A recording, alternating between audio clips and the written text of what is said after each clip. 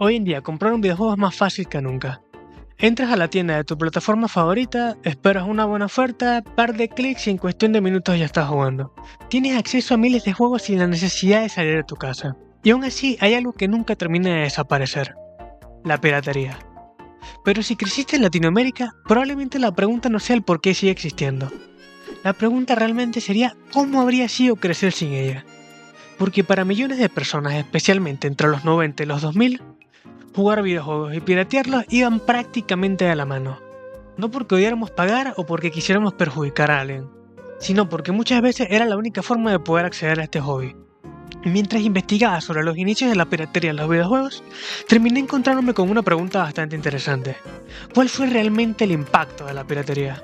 Porque hace no mucho vi una discusión en Twitter donde varias personas hablaban de la nostalgia que le daban los discos negros originales de la PlayStation. Y recuerdo quedarme pensando: ¿qué disco negro? Porque yo desde que tuve la PlayStation 1 jamás llegué a ver un disco original. En mis recuerdos sigue siendo ese disco genérico que vendían en paquetes con el nombre del juego escrito en marcador. Eso fue lo que yo conocí cuando era un carajito. Y estoy seguro de que muchos habrán tenido alguna experiencia similar. Yo recuerdo perfectamente ir a comprar el Crash Bandicoot con mis padres en un puestito de la esquina. Llegar a la casa, prender la Play, meto el disco y que me aparezca Croc. Coño, el inicio estaba muy raro. Y tras darme cuenta al rato de que en vez de un marsupial, estaba jugando con un cocodrilo mogólico que no era lo que yo quería comprar, mis padres me llevaron al día siguiente al sitio donde lo habíamos conseguido. Más nunca apareció ese desgraciado. Coño de la madre. Y ese tipo de momentos yo siento que marcaron a una generación entera. Porque la piratería no apareció de la nada y tampoco empezó con los discos grabados. Mucho antes de que existieran las Play modificadas o los discos quemados, ya existían copias no oficiales de videojuegos. Clones de la NES, cartuchos pirata y consolas que probablemente arruinaron más de una Navidad. ¿Por qué carajo esto usa cartuchos? Y detrás del meme que terminó siendo la Polystation, hay una realidad bastante simple. La gente quería jugar. Y muchas veces los productos originales simplemente no estaban a su alcance. Y creo que la mejor forma de explicar esto es con una experiencia personal. Hace muchos años jugué por primera vez al Game Day Tycoon, que por si alguno no lo conoce es un juego donde simulas tener tu propia empresa de videojuegos. Y sí, lo jugué pirata. Y sí, piratear un juego indie está mal. Pero pongamos las cosas en contexto. Eres un preadolescente, sin plata, con un tostador de pan disfrazado de computador que de vaina se mantiene encendido. Y gastar plata en videojuegos simplemente no es una opción. No es que sea una decisión entre comprarlo o piratearlo. Es una decisión entre lo juegas o no. Y le agarré un vicio tremendo. Le metí un montón de horas, probablemente más de las que debería haber metido. Ya varios años después apareció Steam con sus ofertas y esa bella aparición de los precios regionales. Y por primera vez para mí comprar algunos juegos empezó a parecer algo posible, así que un día encontré el Game Day Tycoon en oferta, lo meto al carrito y lo compré. Y la sensación fue curiosa, porque sentí como que estaba cerrando un ciclo, como si estuviera pagando una deuda pendiente de un juego que jugué hace muchos años. Y lo más gracioso es que el Gameplay Tycoon tiene una de las historias más irónicas relacionadas con la piratería. Sus desarrolladores publicaron a propósito una versión pirata modificada de su juego, y en esa versión tu empresa terminaba quebrando porque la gente pirateaba tus juegos. Y sí, si pirateabas el juego, sufrías dentro del juego porque alguien pirateaba tu juego. Todo muy Inception. Y mucha gente llegó a los foros preguntando cómo solucionar el problema sin darse cuenta de lo que estaba pasando. La ironía de la situación era perfecta. Y justamente esa historia nos lleva a una de las preguntas más polémicas de todo este tema. ¿Cada copia pirata es realmente una venta perdida? Porque en mi caso, por ejemplo, jamás existió una venta perdida. Yo no iba a comprar ese juego, no tenía forma de hacerlo, no tenía la plata y no tenía el acceso a él. Y sospecho que muchas personas, especialmente en Latinoamérica, tuvieran o tienen experiencias similares. Y sin embargo, años después ya por fin pude terminar comprándolo. Porque primero tuve la oportunidad de surcar los mares para poder jugarlo y ya después me pude dar el lujo de comprarlo. Y eso es precisamente lo que vuelve tan complicado estudiar la piratería. Porque no todas las situaciones son iguales. Hay casos donde sí puede afectar a las ventas, especialmente cuando hablamos de lanzamientos recientes que todavía están intentando recuperar su inversión. Pero también existen casos donde la piratería funciona como una forma de descubrimiento, como una especie de demo clandestina o una puerta de entrada alternativa a nuevas franquicias, y probablemente consiga que muchos de nosotros terminemos aficionándonos a ciertos juegos gracias a ella. Porque antes de poder comprarlo, primero tuvimos la oportunidad de poder haber probado el juego. Y aquí es donde muchas discusiones sobre la piratería pierden de vista algo importante. No todo el mundo vive la misma realidad. Porque cuando esta conversación ocurre en internet, muchas veces se analiza desde la perspectiva de países donde comprar videojuegos siempre fue relativamente sencillo. Pero gran parte de Latinoamérica creció en un contexto completamente distinto. Y para entender por qué la piratería se volvió tan común, primero hay que entender algo mucho más simple: el acceso. No habían bibliotecas digitales, no habían ofertas semanales, no existía el Game Pass y en muchos casos ni siquiera había una forma sencilla de comprar juegos originales. Y aunque la situación era distinta en cada país, había algo que se repetía constantemente: los videojuegos simplemente eran caros. No porque costaran más que en Estados Unidos, aunque muchas veces sí pasaba gracias a temas de importación, sino porque nuestros ingresos eran muchísimo menores. Y cuando juntas ambas cosas, la diferencia se vuelve enorme. Un juego que para algunas personas representaría una compra ocasional, para otras podría representar varios días de trabajo. Y cuando la distancia se vuelve tan grande, la conversación cambia completamente, porque ya no estamos hablando simplemente de comodidad, estamos hablando de accesibilidad. Y quizás los mejores ejemplos de esto fueron la PlayStation 2 y la PSP. Dos consolas que fueron auténticos fenómenos en su época. Pero para muchísima gente, la mejor parte de esta consola era que podías conseguir juegos por un par de pesos en cualquier esquina. Y con la PSP ocurrió algo similar. Modificarla era prácticamente como bautizarla. Era la forma de poder sacarle todo el potencial.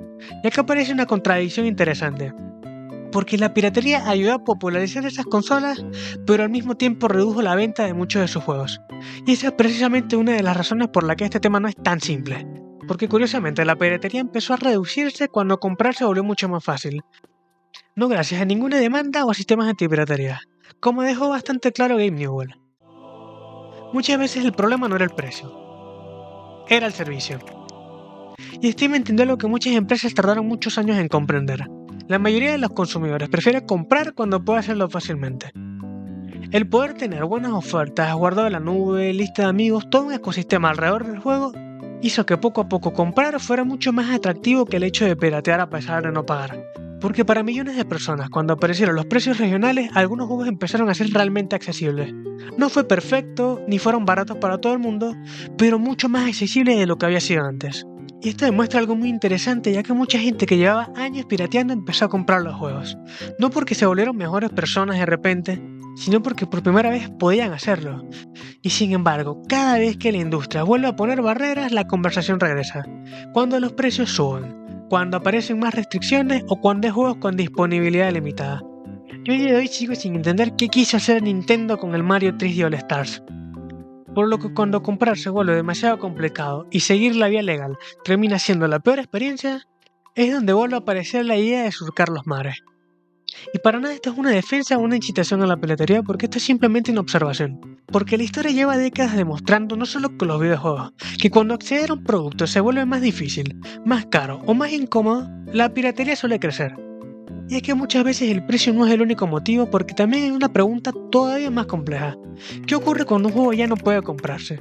Cuando desaparece de las tiendas, pierde sus licencias y la empresa decide que ya no le resulta rentable seguir distribuyéndolo. Aquí es donde el tema deja de tratarse sobre la accesibilidad económica y empezamos a hablar sobre la preservación. Porque hay algo curioso acerca de los videojuegos, y es que a diferencia de un libro o una película, muchas veces no basta con que esa obra exista, ya que un videojuego necesita seguir funcionando, seguir siendo compatible o seguir estando disponible para poder ser jugado. Y eso ha provocado que con el paso de los años cientos de juegos desaparezcan de las tiendas digitales sin que exista una forma legal de acceder a ellos. Algunos por licencias de música, otros por contratos relacionados con autos, marcas, y en casos más recientes hemos visto juegos que directamente dejan de funcionar porque sus servidores se apagan, inclusive cuando ya los habías comprado. Por lo que aparece una pregunta bastante incómoda: si una empresa ya no me vende un juego, ¿cómo carajo se supone que lo juegue? Y por si alguien también tenía esa duda, lastimosamente no. Que un juego ya no se venda no significa automáticamente que sea legal descargarlo. Los derechos de autor siguen existiendo aunque una compañía deje de comercializar dicho juego. Así que desde un punto de vista legal, la respuesta es bastante clara. Pero desde un punto de vista cultural, la discusión toma otra dimensión. Ya que si nadie está preservando estos juegos, eventualmente van a desaparecer. Y cuando hablamos de videojuegos no estamos solamente hablando de un producto. Muchas veces hablamos de historia, de arte, de tecnología y de obras que marcaron a generaciones enteras. De hecho, algunos juegos ni siquiera habrían llegado a millones de personas si hubiera sido exclusivamente por sus compañías originales, porque durante años existieron comunidades enteras dedicadas a traducir videojuegos de forma completamente gratuita. Personas que invertían cientos o incluso miles de horas para que otros pudieran jugar experiencias que jamás salieran oficialmente en su idioma, sin cobrar, sin reconocimiento alguno y la mayoría de las veces sin recibir absolutamente nada a cambio. Lo hacían simplemente porque amaban esos juegos y querían que más gente pudiera acceder a ellos. Y aunque técnicamente muchas de esas traducciones existían en una zona legal bastante gris, también ayudaron a preservar obras que de otra forma jamás habrían salido de ciertos mercados. Algo parecido ocurre con la emulación y aquí también suele haber bastante confusión. Y es que los emuladores por sí mismos no son ilegales. Un emulador simplemente es un programa que intenta reproducir el funcionamiento de otro sistema. Lo que suele generar problemas legales son los juegos distribuidos sin autorización. Y aún así, gran parte de la preservación moderna de videojuegos existe gracias a la comunidad de emulación. Porque la gran mayoría de compañías no están interesadas en conservar un juego que publicaron hace 20 o 30 años que no les genera ningún tipo de beneficio económico. Pero los jugadores sí. Y aquí es donde aparece la otra cara de la moneda porque las compañías tienen su propia perspectiva. Porque desde su punto de vista ellos simplemente están protegiendo la propiedad intelectual que les pertenece y esa visión suele ser especialmente fuerte en algunas empresas japonesas. Nintendo probablemente es el ejemplo más conocido. Una empresa tan protectora con su propiedad intelectual que Internet básicamente ha convertido sus demandas en un meme. Y aunque muchas personas no estén de acuerdo con algunas de sus decisiones, la lógica detrás de ellas es bastante sencilla. Si ellos son los dueños de una IP, consideran que también deben controlar cómo se distribuye, y desde un punto de vista legal tienen el derecho. Pero el problema aparece cuando esa visión choca completamente con la preservación o la disponibilidad, porque justo ahí es donde vuelve a aparecer el conflicto que llevamos viendo durante todo el video. El acceso.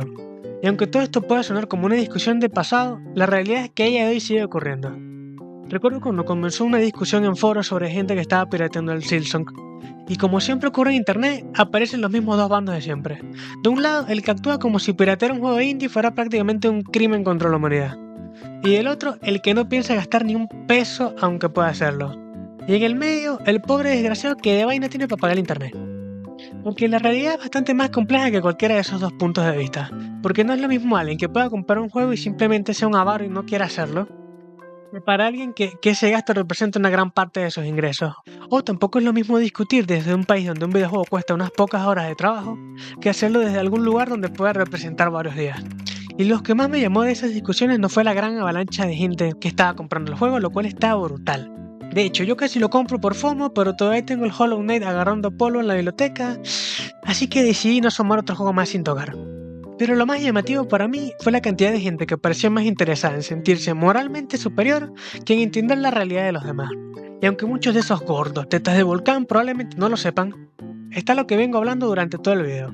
El contexto importa, porque mientras más buscas sobre este tema más te das cuenta de que la piratería no es tan simple como las empresas te querían hacer creer. Y es que no es una historia del bien contra el mal o del consumidor contra las empresas. Es mucho más complicado que eso. Porque detrás de cada copia pirata puede haber una historia distinta. A veces es alguien intentando jugar algo que simplemente no puede permitirse. Puede ser alguien tratando de preservar una obra que lleva años desaparecida. A veces puede ser una persona descubriendo una saga que en el futuro termina apoyando durante décadas. Y sí, también está el que simple y llanamente no quiere pagar. Y la realidad es que todas esas situaciones existen al mismo tiempo. Yo sigo aún recordando cómo jugué por primera vez al Gameplay Tycoon. Yo sigo pensando que jamás habría descubierto ese juego si jamás hubiese llegado a mí de aquella forma. Y que no fue porque era la opción correcta, sino porque era la única que tenía. Y años después, cuando finalmente pude comprarlo, lo hice. No porque fuera una obligación, sino porque quise y porque pude hacerlo. Y gracias a ello puedo volver a jugarlo de nuevo, pero esta vez haciéndolo de la manera correcta. Y creo que esa es una de las lecciones más interesantes de esta historia. Y es que la mayoría de las personas no quieren piratear porque sí. La mayoría simple y llanamente toma la opción más cómoda y accesible que tiene en ese momento. Y cada vez que la industria ha logrado ofrecer eso, la piratería ha disminuido por sí sola. No porque la gente haya cambiado, sino porque las condiciones cambian de forma favorable. Y tal vez es por ello que sigo recordando con tanta nostalgia aquellos discos grabados con un marcador. No eran los mejores, no eran precisamente legales y definitivamente no tendían a ser confiables. Me tuve que mamar al Croc hasta que me pude comprar el Crash. Pero esos discos representaron una realidad que vivieron millones de personas. Una época donde muchas personas entraron a este hobby por una puerta que nunca debió existir, pero que aún así está ahí. Y es que después de todo lo que hemos hablado, hay una conclusión bastante simple. La piratería no necesita ser celebrada, pero sí necesita ser entendida, porque para millones de jugadores alrededor del mundo, especialmente fuera del primer mundo, la piratería no fue la forma más fácil de entrar a los videojuegos. Fue la única.